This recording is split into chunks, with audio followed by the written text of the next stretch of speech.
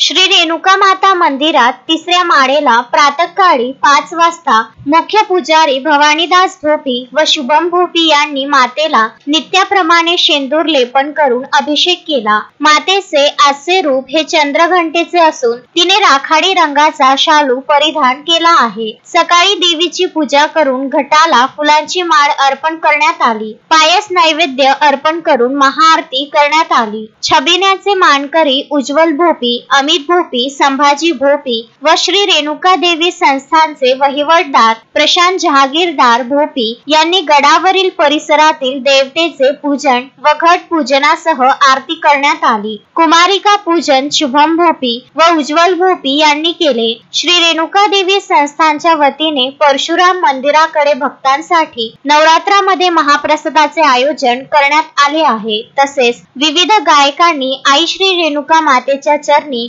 गायनाची सेवा अर्पण करून भाविकांना मंत्रमुग्ध केले। यावेळी माहूरचे महिला भजनी मंडळी उपस्थित होती।